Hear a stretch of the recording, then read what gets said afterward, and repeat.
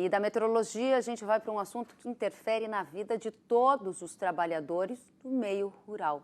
É que o presidente Jair Bolsonaro editou uma medida provisória com ações que podem ser adotadas pelos empregadores para manter o emprego dos trabalhadores durante o período de calamidade provocado pelo coronavírus. A MP 927 de 2020 prevê medidas como, por exemplo, o uso de horas do banco de horas, a antecipação de férias e também a suspensão de pagamentos como o FGTS. Vamos aos detalhes desta medida provisória, o impacto dela nas relações de trabalho do meio rural, com uma entrevista ao vivo com a Kátia Alves, que é advogada e fala conosco direto de Uberaba. Kátia, muito boa tarde. Há muitas dúvidas sobre as relações de trabalho neste momento de calamidade no país? Boa tarde, Kellen. Há sim muitas dúvidas. A MP ela saiu no domingo à noite e, na verdade, ela determina algumas medidas que poderão ser utilizadas pelos empregadores. Ela não é uma obrigatoriedade. Ela, dentre todas as opções que o direito do trabalho dá, ela estipula aquelas que o legislador, que o presidente entendeu serem as medidas mais seguras a se adotar nesse momento. É um momento de muita instabilidade, muita insegurança jurídica. A MP ela poderia ter poderia ter dado mais opções ao empregador. Ela elegeu mais ou menos em torno de 5 medidas que poderiam auxiliar nesse momento. Entre elas, cita para a gente, para o pessoal de casa que é empregador, que tem trabalhadores na propriedade, que está em qualquer área do agro e, eventualmente, por causa da paralisia na economia, vai precisar mudar um pouco dessas relações de trabalho. Antes da gente começar nessas 5 que ainda estão valendo, que você elencou, uma delas que valia deixou de valer, que é a suspensão do contrato de trabalho. E isso não pode mais ser feito.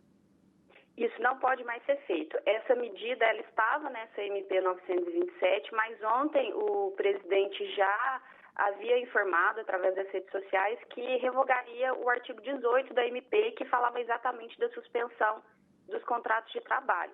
Essa nova medida provisória, 928 de 2020, ela saiu hoje no Diário Oficial e ela revogou. Então, suspensão do contrato de trabalho não é permitido. O que é permitido? O profissional do agro está numa situação econômica difícil, viu a paralisia da economia e vai ter que remanejar a estrutura dos trabalhadores para continuar pagando os salários. E eu quero saber quais são as medidas que esse empregador pode adotar agora e qual o efeito para o trabalhador rural que nos assiste.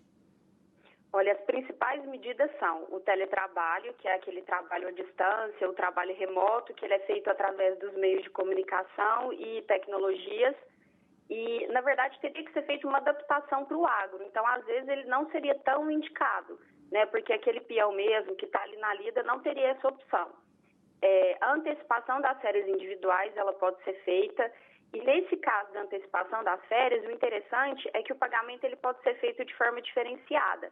Porque, via de regra, pela CLT, o pagamento ele é feito até 2 dias antes da concessão, do início das férias. E com essa medida provisória, o terço das férias ele poderia ser pago até a data de pagamento da gratificação natalina, que é o 13º, então até dezembro.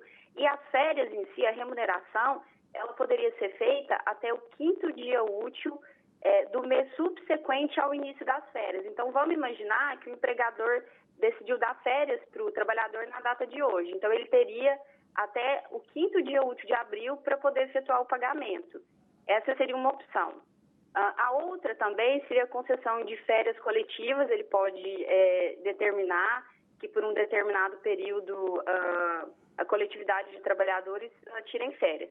Pela CLT, obrigatoriamente, quando tem férias coletivas, o empregador ele tem que informar ao Ministério da Economia agora, através das delegacias regionais, Ministério do Trabalho e Emprego, enfim. E agora não tem mais isso, ele estaria dispensado de fazer essa comunicação. E em ambos os casos, tanto as férias individuais quanto as coletivas, ela teria que ser avisada ao empregado com antecedência mínima de 48 horas. E é um ato unilateral do empregador. O trabalhador ele não precisa concordar. Uma outra opção seria a antecipação dos feriados não religiosos. Também no prazo de 48 horas, o empregador informa o trabalhador. Essa informação ela pode ser via escrita ou pode ser por meio eletrônico também. E ele precisa indicar nesse documento quais feriados estão sendo antecipados, né? Que entraria como a fruição antecipada. Tá certo, são muitas as novidades, né? Agora, só para a gente encerrar, porque o tempo de televisão é um pouquinho mais dinâmico, quero saber o que os produtores rurais, o que os empregadores da área rural estão agora fazendo. Já começaram a adotar essas medidas?